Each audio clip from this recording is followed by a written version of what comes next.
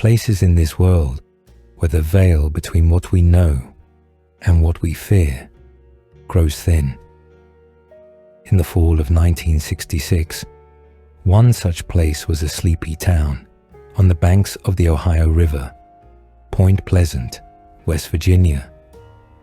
That year, the town became a magnet for the unexplainable. Glowing red eyes in the trees, giant wings over empty highways, phones ringing with voices that didn't belong to the living. Some called it hysteria, others called it prophecy. But those who saw it, those who survived, called it one name only: Mothman. This is their story, a story of shadows, secrets, and something that watched from the dark. It was just past midnight when the car crept down Route 62, its headlights cutting a narrow tunnel through the thick West Virginia dark. The trees lining the road stood like sentinels, skeletal and still, their leafless branches clawing silently at the night sky. 4 passengers sat in silence, lulled by the hum of the engine and the endless stretch of blacktop. But the quiet wasn't peaceful. It was watchful, as if the woods were holding their breath. The road twisted near the abandoned TNT plant, a relic of the war years, now long empty and rotting. Concrete domes dotted the overgrown fields like half-buried tombstones.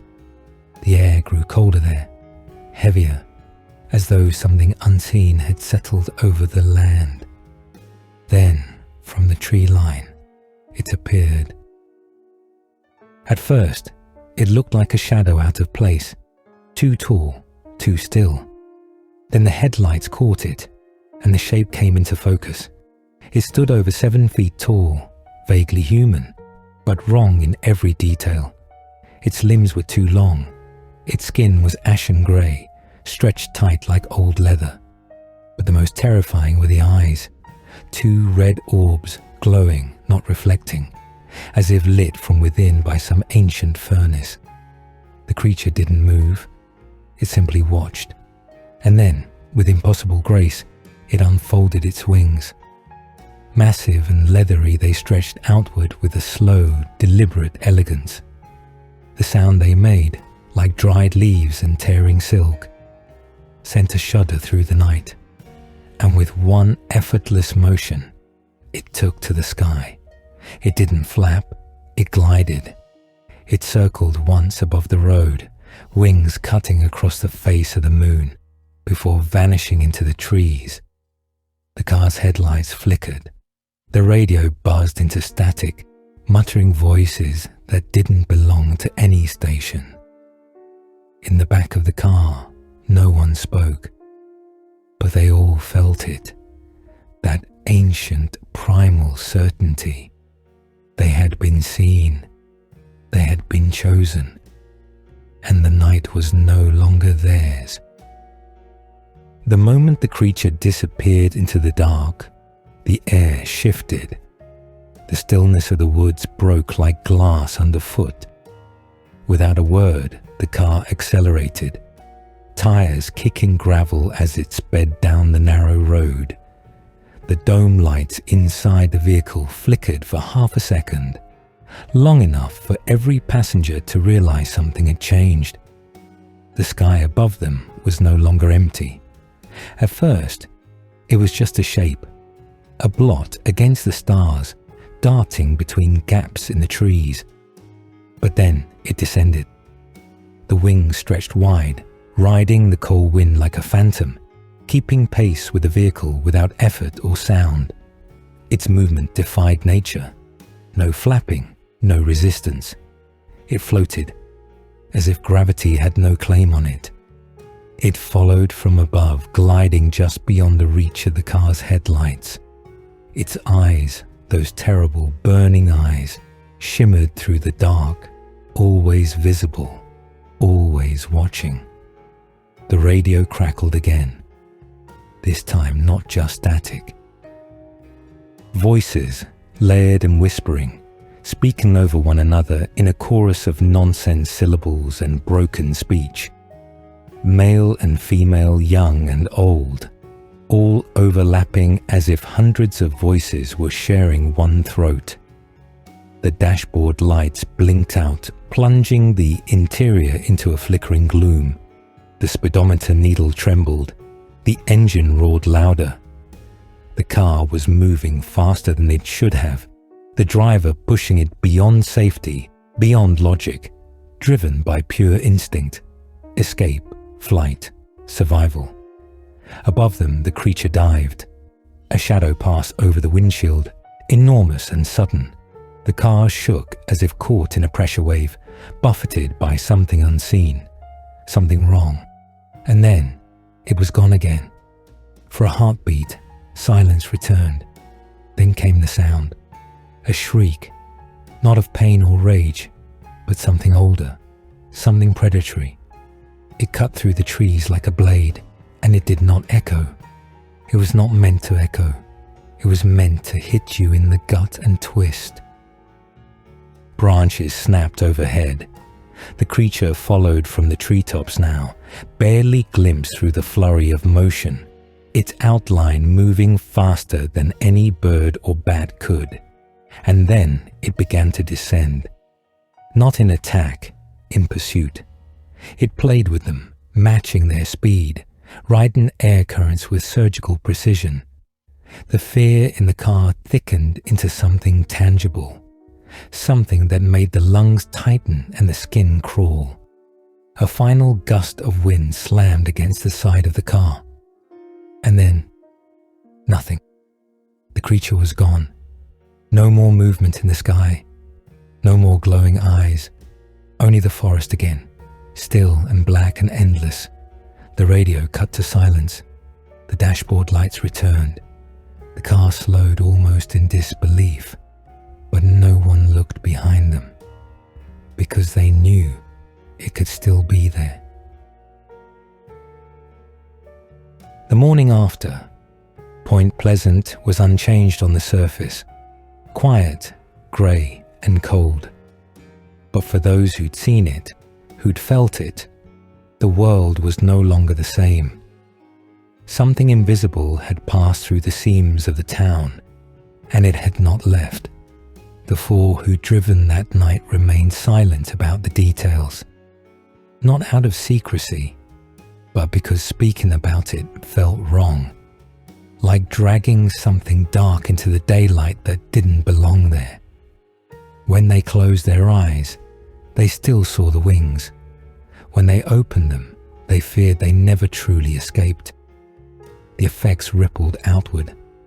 Others began to report strange happenings. Animals, usually so noisy in the wooded outskirts, fell silent. Dogs barked at nothing, refusing to go outside after dusk. A few vanished altogether.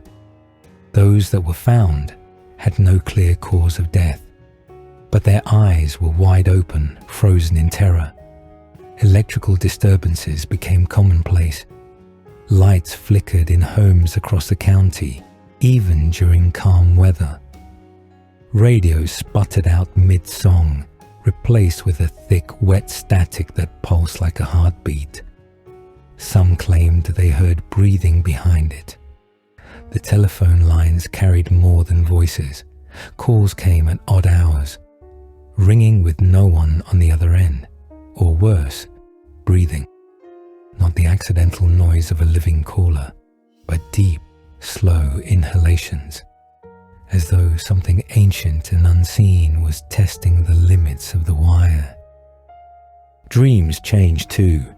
People, unrelated, scattered across the town, began reporting identical visions of burning eyes in the trees, of wings blotting out the stars, of standing on a bridge that groaned beneath them.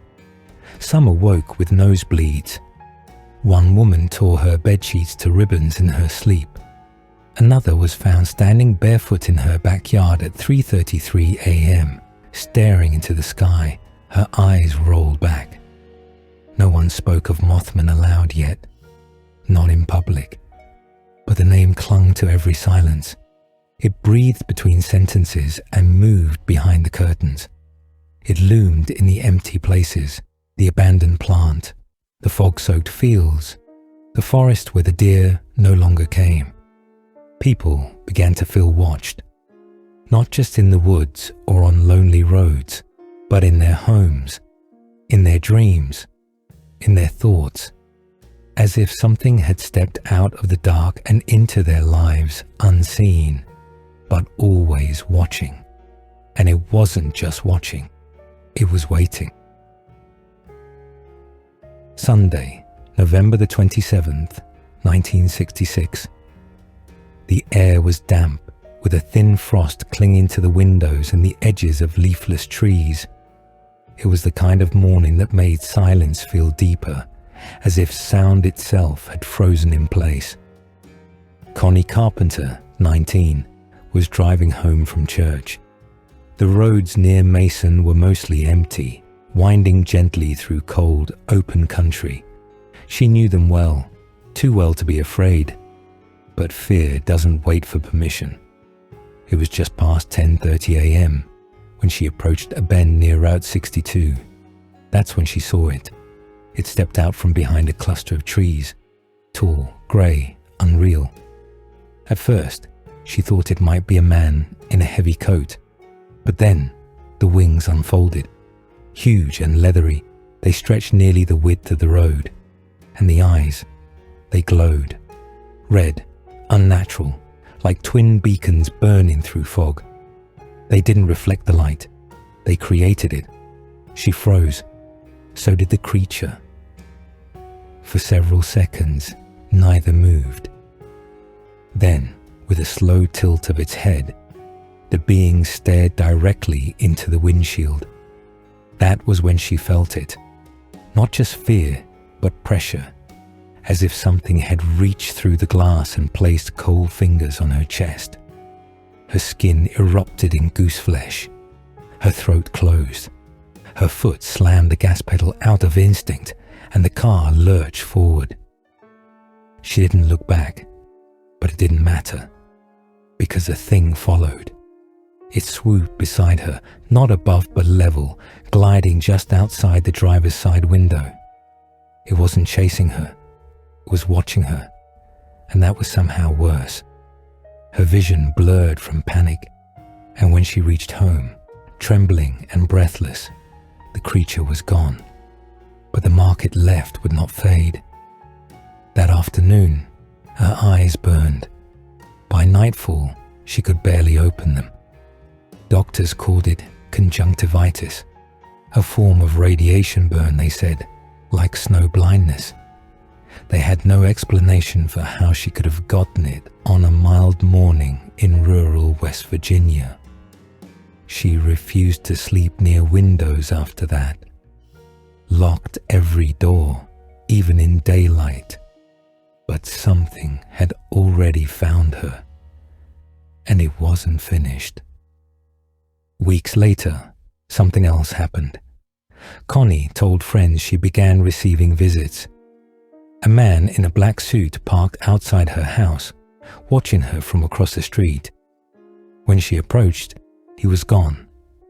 Another time, she saw him at the diner, unnaturally still, wearing sunglasses despite the overcast sky. His expression never changed. He wasn't interested in who she was, only in what she saw.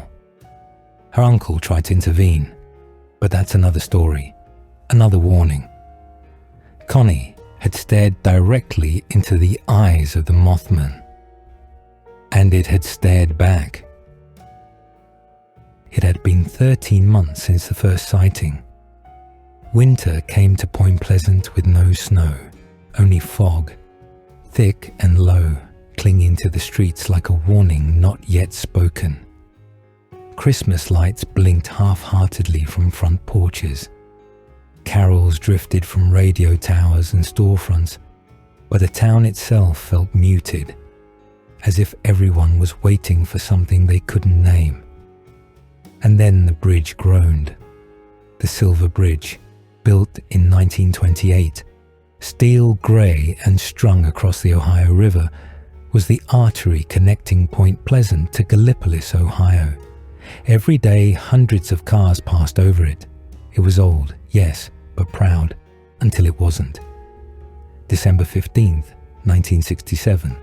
A Friday, late afternoon. Traffic was unusually heavy. Shoppers crossed back and forth between towns, chasing holiday deals. School had just let out.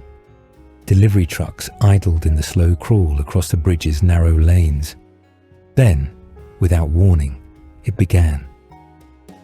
An eye bar near the top of the bridge, a single piece of steel just over a foot long, snapped under unseen strain. No one heard it, not truly. But every machine, every radio, every soul nearby felt it, like something sacred had just torn. The weight shifted.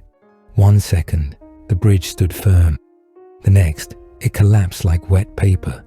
Cars plummeted into the black water below. Steel twisted into shrieking coils. Concrete snapped like bone. Drivers screamed. Children vanished. A school bus tumbled sideways but was caught, half suspended on the edge, before a final lurch dragged it down. Eyewitnesses claimed the bridge didn't just fall. They claimed it was taken. Some swore they saw a shadow rise from the top of the steel structure just before it gave way. A tall figure with wings outstretched against the fading winter light. It didn't fly. It watched. And then it vanished. In the end, 46 people died. Bodies were pulled from the water for days. Some were never recovered. The tragedy made headlines. Engineers blamed a design flaw. A 2.5mm crack in one link, never seen, never repaired. They called it a failure of materials, a failure of maintenance. But the people of Point Pleasant knew better. They remembered the eyes in the sky, the dreams, the static, the girl with the drawings, the men in black, the thing that had perched on rooftops and followed cars and whispered without speaking. Mothman was never seen again after that night, as if it had done what it came to do, not to kill, but to warn. The town grieved, but the question remained. Had the Mothman come to cause the collapse, or had it tried to stop it? No answer ever came, only silence, and the river still flowing beneath the place where the bridge once stood.